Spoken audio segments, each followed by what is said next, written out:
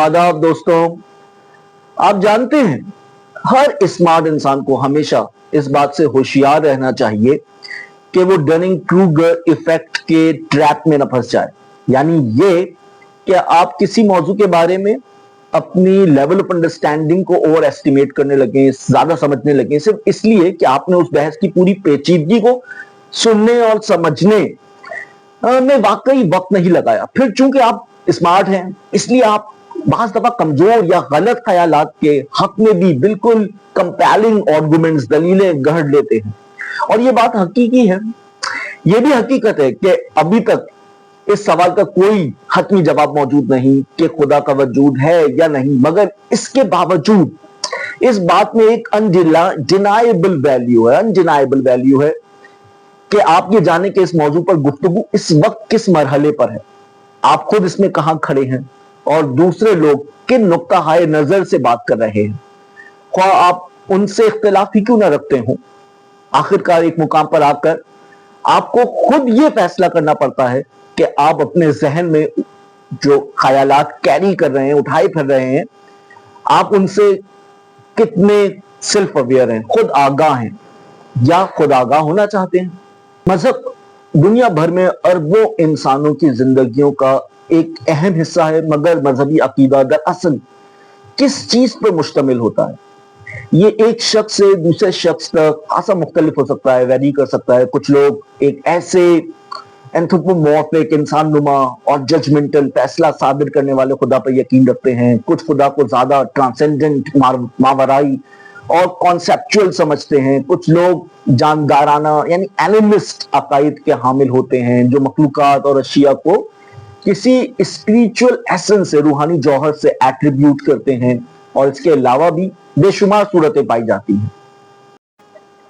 अब जो लोग मजहबी, दीनदार या साहिबे ईमान अपने आप को क्लासिफाई करते हैं, फेथफुल, या खुद को ऐसा समझते हैं, सेल्फ क्लासिफाइड हैं, वो बेशुमार मुख्तलिफ वैरायटीज के अंदर पाए जाते हैं, है ना।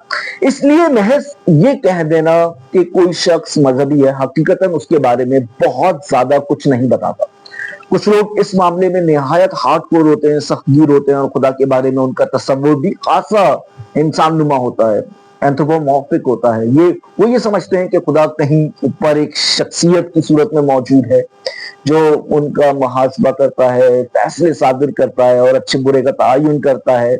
और फिर ऐसे लोग भी हैं जिनके यहाँ मजहब का तसव्वुर इस कदर एंथ्रोपोमॉर्फिक, इंसान नुमा नहीं होता, बल्कि वो किसी इनएफेबल, नाकाबिले बयान, मावराई, ट्रांसेंडेंट और किसी हद तक क्वाज़ाई फिलोसॉफिकल यानी फलसफियाना हकीकत के ज्यादा करीब होता है। लिहाजा आज मेरा इरादा है कि मैं आपके सामने दो कदरे मुख्तलिफ वर्ल्ड व्यूज पर एक निहायत माकूल और रीजनेबल और संजीदा सीरियस गुफ्तगू पेश करूं, बगैर इस यानी थीइज्म वर्सेस एंटी थीइज्म की बहस में पड़े बगैर और इस रवैये से बुलंद होकर थोड़ा सा। और आप जानते हैं मेरा मतलब है कि कुछ लोग ह्यूमन कंडीशन, इंसानी हालत के सवाल पर बहुत गहराई से गौर करते हैं। हम कौन हैं, हम यहाँ क्यों हैं, हमें क्या करना चाहिए, क्या हमारे पास फ्री विल है, जब हम मर जाते हैं तो क्या होता है। यही वो सवालात हैं जो मुझे मुतहर्रिक रखते हैं और एनिमेट करते हैं मुझे, और दर हकीकत यही सवालात की नौयत है जो हमेशा से मुझे मोटिवेटेड रखती है, मुतहर्रिक रखती है। आइए अपनी इस्तिलाहात को, टर्म्स को दुरुस्त तौर पर वाज़ेह कर लें। मजहब, रिलीजन और ईमान यानी फेथ दो अलग अलग चीजें हैं। ईमान एक इंफरादी तजर्बा है, नाकाबिल बयान, इनएफेबल। ईमान जैसे कि उस पर होने वाली बेहतरीन इल्मी और इदराकी तहकीक, कॉग्निटिव स्टडीज बताती हैं कि हमारे जहनी और इदराकी अमल यानी हमारे कॉग्निटिव प्रोसेसेस में गहराई तक पैवस्त है, एम्बेडेड है। ये एक इर्तिकाई मुहर्रिक यानी एक एवोल्यूशनरी इंपल्स है। और इसका मतलब यह है कि जिस चीज को हम मजहबी मीलान यानी रिलीजियस इम्पल्स या मजहबी जज्बा समझते हैं, वो दरअसल हमारे इर्तिकाई अमल ही का एक हिस्सा है। इस बात के बारे में मुख्तलिफ नजरियात मौजूद हैं कि ये इर्तिकाई अमल का हिस्सा क्यों है, लेकिन एक बात जिस पर अब कोई सवाल बाकी नहीं रहा, जिस पर अब कोई मजीद डिबेट, संजीदा बहस नहीं होती, वो ये है कि ये इंसानी हालत, ह्यूमन कंडीशन का एक लाजमी और नाकाबिले जुदा हिस्सा है, एक इनएक्सट्रिकेबल पार्ट है। दर हकीकत इस हवाले से आसार कदीमा यानी आर्कियोलॉजी के शवाहिद जितने वाज़ेह हो सकते हैं उतने ही वाज़ेह हैं। ये मिलान महज होमोसेपियंस यानी इंसानों की खास शक्ल तक महदूद नहीं बल्कि इससे भी कदीम है।